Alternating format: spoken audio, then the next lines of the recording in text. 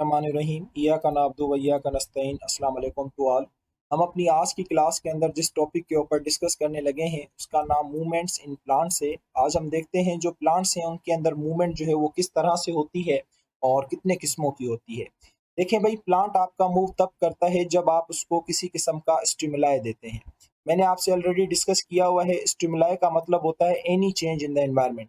Environment के अंदर जब भी कोई चेंज आता है तो उसे स्टिमुलाई कहा जाता है, और उस स्टिमुलस को ओवरकम करने के लिए प्लांट कोई एक्शन लेता है और उसे आप मूवमेंट कहते हैं। अच्छा, अब ये जो स्टिमुलस है ना, ये बॉडी के अंदर से भी आ सकता है, इंटरनल स्टिमुलस भी हो सकता है, और ये जो स्टिमुलस है ये बॉडी के बाहर से भी आ सकता है, ये एक्सटर्नल स्टिमुलस भी हो सकता है, जैसे लाइट है, टेम्परेचर है, एक्स वाई जेड वाटर है, जो भी है। अच्छा, ये कहता है स्टिमुलस की बुनियाद के ऊपर हमने प्लांट्स को दो कैटेगरीज के अंदर डिवाइड किया है। प्लांट की मूवमेंट को हमने दो क्लासेस के अंदर क्या किया है, डिवाइड किया है। एक का नाम है इंड्यूस्ड मूवमेंट और दूसरी का नाम है ऑटोनॉमिक मूवमेंट। अच्छा, जो इंड्यूस्ड मूवमेंट होती है उसको दूसरा पैराटोनिक मूवमेंट भी कहा जाता है, और जो ऑटोनॉमिक मूवमेंट होती है उसको दूसरा स्पॉन्टेनियस मूवमेंट भी कहा जाता है। पहले हम डिस्कस कर लेते हैं ऑटोनॉमिक के ऊपर, देन हम डिस्कस करेंगे इंड्यूस के ऊपर। अच्छा देखो, ऑटोनॉमिक मूवमेंट, ये वर्ड ही आपको बता रहा है कि ये वो मूवमेंट होंगी जो कि किसकी वजह से होंगी, इंटरनल स्टिमुलस की वजह से होंगी। ऑटोनॉमिक मींस ऑटोमेटिकली बॉडी के अंदर के कुछ फैक्टर्स होंगे, अंदर के कुछ स्टिमुलस होंगे जो कि प्लांट को मजबूर करेंगे किसके ऊपर, मूवमेंट करने के ऊपर। अच्छा, इसको अच्छे तरीके से समझने के लिए मैंने इसको दो क्लासेस के अंदर डिवाइड कर दिया है। एक हमारे पास टर्गर मूवमेंट है, दूसरी हमारे पास ग्रोथ एंड कर्वेचर मूवमेंट है। पहले हम डिस्कस कर लेते हैं ग्रोथ एंड कर्वेचर मूवमेंट के ऊपर, देन हम डिस्कस करेंगे टर्गर मूवमेंट के ऊपर। अच्छा देखें, ये वर्ड ही आपको जो है ना डेफिनेशन बता रहा है, ग्रोथ एंड कर्वेचर मूवमेंट, यानी पहले ग्रोथ होगी और फिर कर्व आएगा और उसकी वजह से क्या होगी, मूवमेंट होगी। तो इसलिए इसका पूरा नाम क्या है, ग्रोथ एंड कर्वेचर मूवमेंट। अच्छा, आपने याद रखना है जो ग्रोथ एंड कर्वेचर मूवमेंट होती है ना, ये हमेशा अनइक्वल ग्रोथ की वजह से होती है। बस आप इसको यहाँ पे स्टॉप करें और हम चलते हैं इमेज के ऊपर, ताकि आप लोगों का कंसेप्ट जो है मैं और भी क्लियर कर दूं। देखें, ये हमारे पास बेटा एक फर्न का प्लांट है, सही है। आपने कभी सोचा है कि जब ये ग्रो करना स्टार्ट करता है तो ये बिल्कुल स्ट्रेट होता है, लेकिन एक स्टेज ऐसा आता है कि इसकी जो ये इसके जो लीव्स हैं, या ये जो इसकी स्टेम पे जो पत्ते लगे हुए हैं, आहिस्ता आहिस्ता कर्व होना क्या हो जाते हैं, शुरू हो जाते हैं। आपने कभी सोचा है कि ऐसा इसके अंदर क्यों होता है? बेटा, ऐसी ऐसी मूवमेंट इसके अंदर इसलिए होती है क्योंकि यहाँ पे जो ग्रोथ का रेट होता है वो कुछ और होता है, और यहाँ पे जो ग्रोथ का रेट है वो कुछ और होता है। अगर दोनों जगहों पे ग्रोथ इक्वल होती ना, तो ये बिल्कुल क्या करता, सीधा सीधा ग्रो करता, कभी भी अपने आप को इस तरह से कर्व ना करता। अब हमने ये देखना है कि ग्रोथ कहाँ पे ज्यादा हो रही है और कहाँ पे कम हो रही है। बच्चों को लगता है कि शायद ये यहाँ पे मुड़ रहे हैं तो यहाँ पे ग्रोथ जो है वो ज्यादा हो रही है और यहाँ पे ग्रोथ कम हो रही है, लेकिन ऐसा बेटा हरगिज भी नहीं है।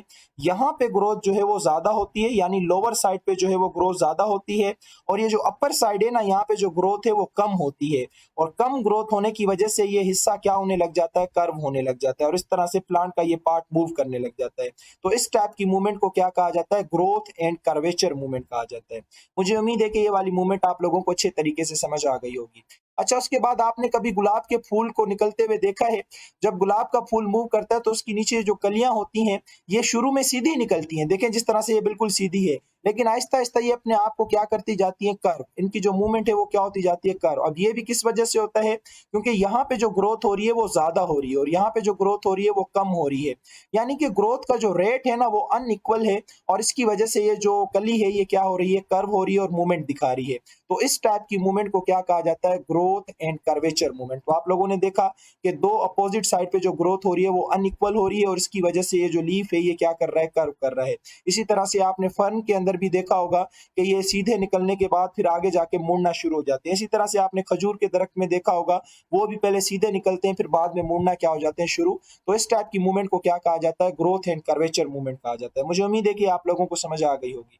तो ये कहता है movement that occurs due to unequal growth on two sides of the plant organ. Plant के ऑर्गन के ऊपर दो अपोजिट साइड पे जो अनइक्वल ग्रोथ होती है, जिस तरह से रूट की है, स्टेम की है, बर्ड्स की है या लीव्स की है। मैंने आपको अभी स्टेम, बर्ड्स और लीव्स की एग्जांपल बताई थी। अच्छा, ये कहता है कि it is further divided into two more types. इसको हमने दो हिस्सों में डिवाइड किया है, एक को न्यूटेशन कहा जाता है और दूसरे को नास्टिक मूवमेंट कहा जाता है। बहुत आसान सी हैं, बहुत इजी सी हैं। अभी जो मैंने आप लोगों को मूवमेंट बताई वो नास्टिक मूवमेंट थी, सही है।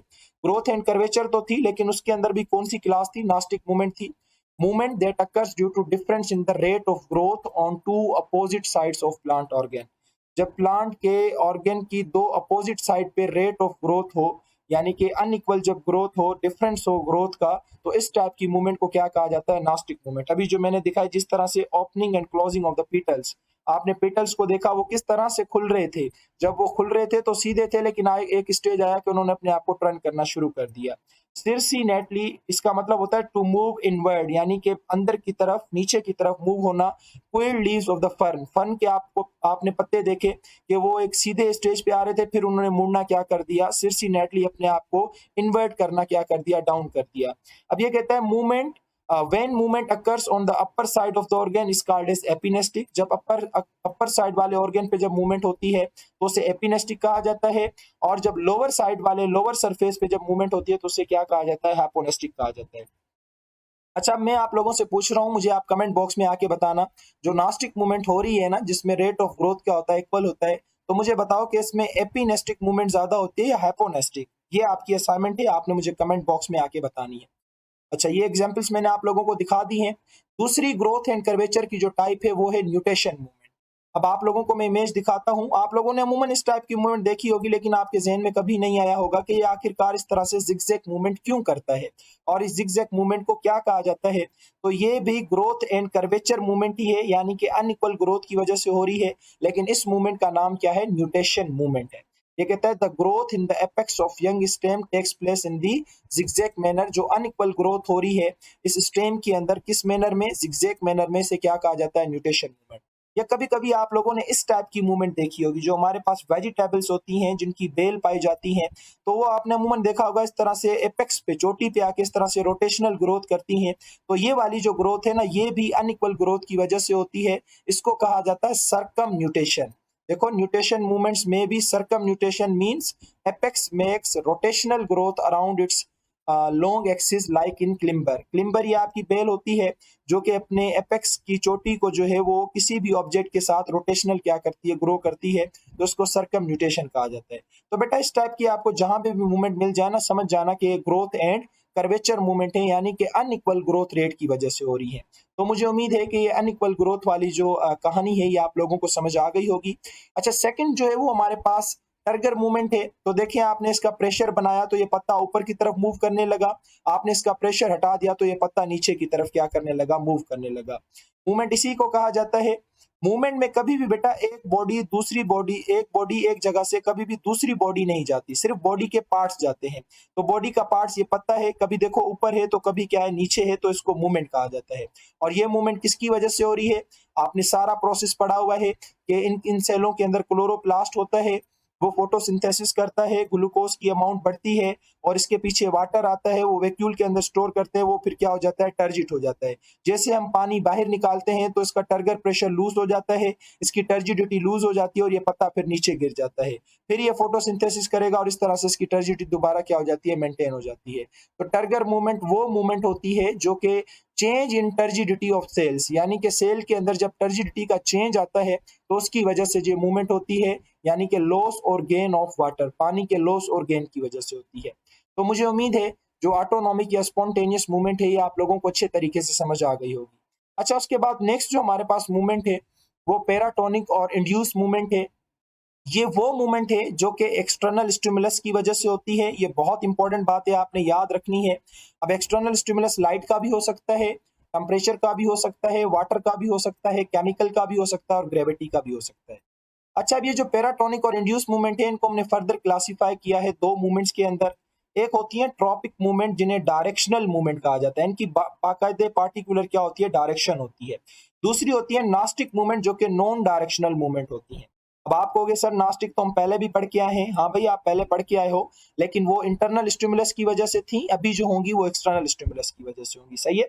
तो ट्रॉपिक मूवमेंट डायरेक्शनल होती हैं और नास्टिक मूवमेंट जो है वो क्या होती है? नॉन डायरेक्शनल होती है। ये आपने याद रखना है, बहुत इंपॉर्टेंट बात है। हो सकता है मैं आपसे टेस्ट में, पेपर में पूछूं। अच्छा, ये कहता है जो हमारे पास ट्रॉपिक मूवमेंट है, ये कहता है the word tropic is derived from Greek word tropos, जिसका मतलब होता है टू टर्न। अब ये लिया ही ग्रीक जबान से लिया गया वर्ड है जिसका मतलब क्या होता है? टू टर्न, यानी कि मुड़ जाना। अब ये जो ट्रॉपिक मूवमेंट्स होती हैं सारी की सारी क्या होती हैं? डायरेक्शनल मूवमेंट्स होती हैं। और ये कहता है कि in these movements plants shows response towards the stimuli और मे अवे फ्रॉम द स्टिमुलाई। अब इसमें जो मूवमेंट होगी ना वो स्टिमुलस की तरफ भी होगी और स्टिमुलस से दूर भी होगी। अगर देखो स्टिमुलस की तरफ हो रही है तो इसे कहा जाएगा पॉजिटिव, अगर स्टिमुलस से दूर हो रही है तो इसे कहा जाएगा नेगेटिव। तो ये कहता है movement towards the stimulus is called as positive tropism. अगर स्टिमुलस की तरफ जा रही है तो उसे क्या कहा जाएगा, पॉजिटिव कहा जाएगा, और अगर स्टिमुलस से दूर जा रही है तो उसे क्या कहा जाएगा, नेगेटिव कहा जाएगा। मैं इसकी मिसाल आपको समझाता हूँ और अच्छे तरीके से, हो सकता है शायद ये बात अभी आपको समझ ना आए, लेकिन आगे मैं जब इसकी एग्जांपल बताऊंगा तो उसमें ये कॉन्सेप्ट आपका क्लियर हो जाएगा। लेकिन ये याद रखना कि ये मूवमेंट जो है पॉजिटिव भी हो सकती है, नेगेटिव भी हो सकती है। किस तरह से, ये मैं जब एग्जाम्पल दूंगा तो आपको बात समझ आ जाएगी। अच्छा, हमने इसको 5 क्लासेस के अंदर डिवाइड किया है। जियोट्रोफिज्म है, फोटोट्रोफिज्म है, हाइड्रोट्रोफिज्म है, कीमोट्रोफिज्म है और थिग्मोट्रोफिज्म है। भाई जियोट्रोफिज्म वो होगी जो ग्रेविटी की वजह से होगी, फोटोट्रोफिज्म वो होगी जो लाइट की वजह से होगी, हाइड्रोट्रोफिज्म वो होगी जो वाटर की वजह से होगी, कीमोट्रोफिज्म वो होगी जो केमिकल की वजह से होगी, और थिग्मोट्रोफिज्म वो होगी जो टच की वजह से होगी। अब हम बारी बारी समझते हैं। भाई ये वाली मूवमेंट है, आप देखो ये लाइट की तरफ क्या कर रही है, मूव कर रही है। या इससे भी बेहतरीन मिसाल हमारे पास सनफ्लावर की होती है। उसको सनफ्लावर कहा इसलिए जाता है क्योंकि वो सनफ्लावर की तरफ क्या करती है, मूव करती है, तो इसे कहा जाता है फोटोट्रोफिज्म। अच्छा, अब ये लाइट की तरफ मूव कर रही है तो इसे कहा जाएगा पॉजिटिव फोटोट्रोफिज्म। अब देखो जब इसके ऊपर लाइट लग रही है तो क्या ग्रोथ सिर्फ यहाँ पे हो रही है, इसकी रूट्स की ग्रोथ नहीं होगी, नीचे की तरफ ग्रोथ नहीं होगी। भाई नीचे की तरफ भी ग्रोथ होगी तो उसे पॉजिटिव नहीं कहा जाएगा, उसे क्या कहा जाएगा, नेगेटिव कहा जाएगा। तो ये होता है पॉजिटिव और नेगेटिव का कॉन्सेप्ट। लाजमी नहीं है कि प्लांट की जो जहां पे इसको लाइट लग रही है सिर्फ ये वहां पे क्या करे, ग्रो करे। तो ये दूसरी जगह पे भी ग्रो करेगा, जैसे रूट की ग्रोथ है या यहाँ के रीजन की ग्रोथ है। तो यहाँ पे तो लाइट का फ्लो नहीं आ रहा ना, लाइट का फ्लो तो सिर्फ यहाँ पे आ रहा है। तो ये आपकी कहलाएगी नेगेटिव फोटोट्रोफिज्म, और ये वाली जो आपकी ग्रोथ है ये क्या कहलाएगी, पॉजिटिव फोटोट्रोफिज्म। सही है, अब समझ आ गया। ओके, हम एक नेक्स्ट मिसाल लेते हैं। अब इस मिसाल के अंदर आप देखो ये जो रूट्स हैं ये ग्रेविटी की तरफ क्या कर रही हैं, मूव कर रही हैं। तो दिस इज कॉल्ड एज जियोट्रोफिज्म। अब देखें जब रूट्स ग्रेविटी की तरफ मूव कर रही हैं तो ऐसा नहीं है कि इनकी ग्रोथ नहीं हो रही, इनकी भी ग्रोथ हो रही है ना। तो यहाँ पे जो रूट्स ग्रेविटी की तरफ जा रही है तो इन्हें कहा जाता है पॉजिटिव जियोट्रोफिज्म, और जो ऊपर की साइड ग्रोथ हो रही है इन्हें कहा जाएगा नेगेटिव जियोट्रोफिज्म। सही है। अच्छा, उसके बाद नेक्स्ट यहाँ पे आप देख रहे हैं ये सारी की सारी हमारे पास डायरेक्शनल है। आपने कभी देखा होगा हमारे घरों में जब ये बेल वगैरह लगाई जाती हैं तो हम उनको क्या करते हैं, कभी दीवार के साथ बांध देते हैं, कभी ग्रिल होती हैं ग्रिल के साथ बांध देते हैं, या जो कटेरे वगैरह होते हैं उनके ऊपर हम बेल को चढ़ा देते हैं। वो उनके ऊपर उस जिस डायरेक्शन में आप उसको चढ़ाओगे ना, जिस डायरेक्शन में आप उसको बांधोगे, या तारों के ऊपर हम उसको बांध देते हैं या दरख्त के ऊपर हम उसको चढ़ा देते हैं, तो उसके ऊपर ये ग्रो करना क्या हो जाती है, शुरू हो जाती है। तो टच की वजह से जो मूवमेंट होती है उसे कहा जाता है थिग्मोट्रोफिज्म। तो ये आप लोगों की जो मूवमेंट है ये थिग्मोट्रोफिज्म है। अब आप मुझे ये बताओ कि जब इसने यहाँ पे इसको टच किया तो मूवमेंट सिर्फ क्या यहाँ पे होगी, यहाँ पे मूवमेंट नहीं होगी। तो अंडरस्टूड बात है बेटा, यहाँ पे भी होगी। तो यहाँ पे जो होगी वो पॉजिटिव थिग्मोट्रोफिज्म होगी, और यहाँ पे जो होगी वो क्या होगी, नेगेटिव थिग्मोट्रोफिज्म होगी। सही है। ओके, ये तो हमारे पास हो गई थिग्मोट्रोफिज्म। उसके बाद नेक्स्ट जो है हमारे पास, यहाँ पे आपको नजर आ रहा होगा ये वाटर की तरफ क्या कर रही हैं, रूट्स मूव कर रही हैं। तो दिस इज कॉल्ड एज हाइड्रोट्रोफिज्म। पानी की तरफ जा रही हैं तो पॉजिटिव। अब ऐसा नहीं है कि सिर्फ पानी की तरफ यही ग्रो करती रहेंगी, ये भी ग्रो करेगा। तो this is called as negative hydrotropism. और इसी तरह से ये हमारे पास कीमोट्रोफिज्म है। केमिकल्स की मदद से जो पोलन ग्रेन्स होते हैं वो ट्रांसफर करते हैं, इनको केमिकल्स अपनी तरफ खींचते हैं। तो this is called as chemotropism. सही है। तो मुझे उम्मीद है कि जो डायरेक्शनल मूवमेंट थी आप लोगों को अच्छे तरीके से समझ आ गई होंगी। अब हम बात करते हैं नास्टिक मूवमेंट की। जितनी भी नास्टिक मूवमेंट होती हैं ये नॉन डायरेक्शनल होती हैं, और ये ज्यादातर लाइट और टेम्परेचर की मदद से क्या करती हैं, मूव करती हैं। अच्छा, इसमें जो प्लांट की जो होल बॉडी है ना वो ज्यादातर मूव नहीं करती, बस इसके थोड़े बहुत पार्ट हैं वो क्या करते रहते हैं, मूव करते रहते हैं। और ये मूवमेंट कहाँ तक होती है, ज्यादा से ज्यादा लीव्स तक होती है, ज्यादा से ज्यादा जो कलियां वगैरह होती है, पेटल्स वगैरह, सेपल्स, वहां तक होती है। उससे ज्यादा जो है इसकी मूवमेंट वो नहीं होती। अच्छा, नास्टिक मूवमेंट को भी हमने 5 क्लासेस के अंदर क्या किया हुआ है, डिवाइड किया हुआ है। निक्टीनेस्टिक मूवमेंट है, फोटोनेस्टिक मूवमेंट है, हेप्टोनेस्टिक मूवमेंट है, और हमारे पास सिस्मोनेस्टिक मूवमेंट है, और हमारे पास थर्मोनेस्टिक मूवमेंट है। भाई निक्टीनेस्टिक मूवमेंट जो है ये नाइट की वजह से होती है। आपको पता है कि रात जैसे होती है तो प्लांट अपना टारगेट प्रेशर लूज कर देते हैं। फोटोनेस्टिक मूवमेंट है, ये लाइट की मदद से होगी। जो लाइट की इंटेंसिटी होती है उसकी मदद से होगी, मैं बताता हूँ। हेप्टोनेस्टिक जो है ये टच की वजह से होगी, और सॉरी, हाँ, हेप्टोनेस्टिक टच की वजह से होगी। और जो सिस्मोनेस्टिक है ये हमारे पास शेक की वजह से होगी, ये भी मैं आपको दिखाता हूँ, बड़ी अमेजिंग है। थर्मोनेस्टिक जो है ये टेम्परेचर की वजह से होगी। हम बारी बारी समझते हैं, मैं आप लोगों को समझाता हूँ। भाई हेप्टोनेस्टिक वो मूवमेंट है जो कि किसी लिविंग ऑर्गेनाइजम्स के टच की मदद से होती है। देखो पीछे भी थिग्मोट्रॉफिज्म थी लेकिन वो डायरेक्शनल थी, ये भी टच की वजह से, थिग्मोट्रॉफिज्म भी टच की वजह से है, लेकिन ये हमारी नॉन डायरेक्शनल है। आप देखो ये पिक्चर प्लांट है आपका, अगर लिविंग ऑर्गेनिजम्स को यहाँ पे टच करे, किसी भी डायरेक्शन के अंदर टच करे, तो ये लिड इसका बंद हो जाएगा और वो लिविंग ऑर्गेनिज्म हमेशा के लिए इसकी फुट बन जाएगा। और इस टाइप की मूवमेंट को क्या कहा जाता है? हेप्टोनेस्टिक मूवमेंट कहा जाता है। इसी तरह से हमारे पास जो सेकंड है वो हमारे पास थर्मोनेस्टिक मूवमेंट है। ये इंडिया का एक प्लांट है, इंडियन टेलीग्राफ, इसे डांसिंग प्लांट भी दूसरा कहा जाता है।